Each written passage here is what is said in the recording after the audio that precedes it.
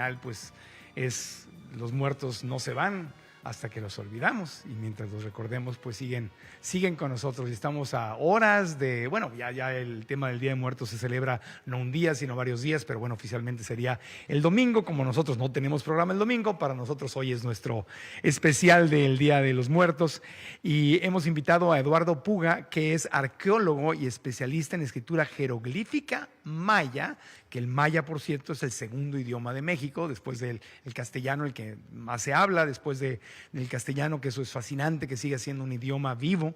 Es precioso para hablar justamente de dónde viene el Día de Muertos, por qué los mexicanos celebramos la muerte, hay otros países que la celebran, de dónde vino todo eso, y también hemos invitado a Majo Rosado, que es conductora y actriz. ¿Por qué la hemos invitado? Además de que teníamos ganas de invitarla a ella, pues porque le encanta este tema y porque le gusta mucho la cultura maya justamente, y hablaremos de dónde viene esto, y también hablaremos de cómo se celebra, porque en cada lugar de la República tiene sesgos diferentes, hay celebraciones distintas, y hablaremos de cómo se celebra aquí en el estado de Yucatán. Pero empezamos dándoles la bienvenida a los dos. Hola Eduardo, hola Majo, ¿cómo están? Muy bien, muy buenos días. ¿Cómo están ustedes? Felices. Excelente. Muy felices. Con ustedes. Empezamos con Eduardo preguntando, entonces, ¿de dónde viene esta celebración? ¿Por qué los mexicanos? Es mañana, por cierto, hoy es primero ya, ¿no? Sí, claro. De hecho, sí, ya, todavía estaba yo en Halloween, ¿no?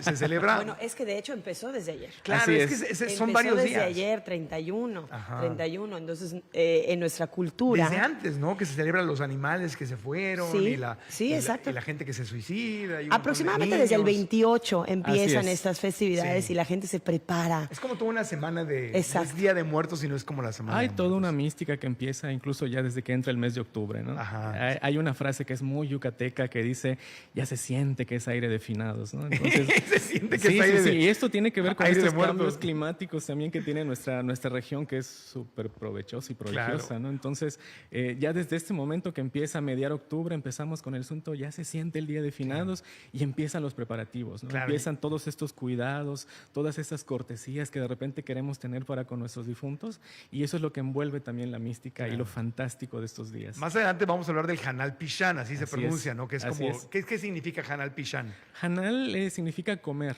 Ah. Y Pichán tiene que ver con las ánimas. Es una traducción al maya. Dar de comer a los Pichán. muertos. Así es, un lugar donde comen los muertos. Hanal Pichán, con N de niño al final. Así es. Ok, bueno, pero a ver, empecemos hablando en general. ¿De dónde viene esta tradición que en México, también en Guatemala, en El Salvador, en otros países, celebramos el Día de Muy buena Muertos? parte de Centroamérica. Realmente el origen de esta celebración tiene que ver con este edicto que se hace en el siglo VI, me parece, por el Papa Bonifacio IV, Ajá. donde establece un día específico para celebrar a los difuntos. Ajá. Sin embargo, en México, obviamente con la conquista española y todo este proceso, llega esta celebración a nuestras tierras, pero no hay que olvidar que encuentra una beta desde sus raíces culturales más profundas.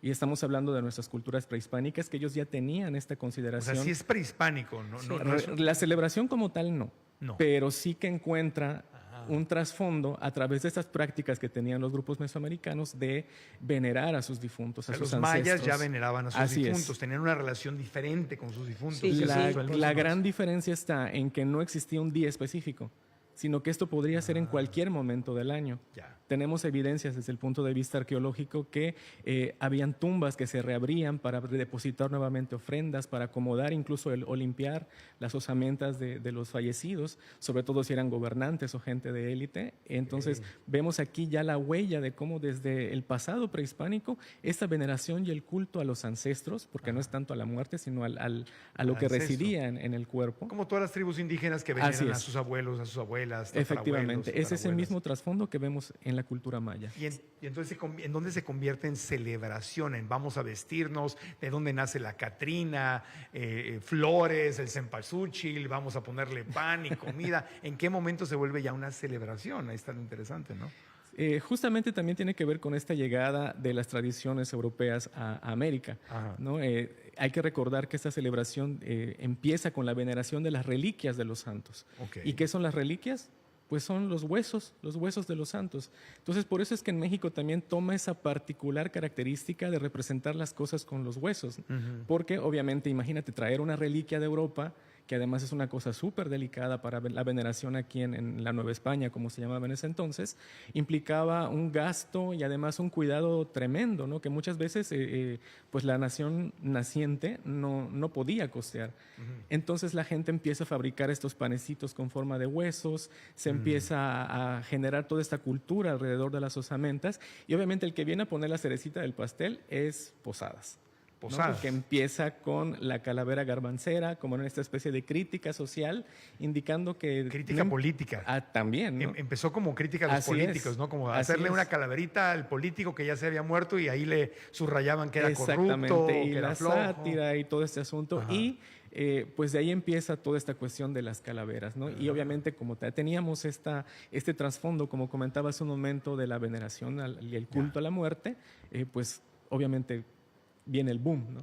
Y entonces se transforma en esa celebración que hoy conocemos de ofrendar comida, de vestirse incluso de catrinas en el centro de México, ¿no? Porque esa es una tradición que también es un poco dispara aquí en Yucatán, y eso ya vamos a hablar más adelante. Ahorita lo hablamos. Majo, ¿ibas a decir algo? Sí, no, o sea, la verdad es que esto es muy interesante porque tenemos que remontarnos también a la parte prehispánica, como tú bien decías.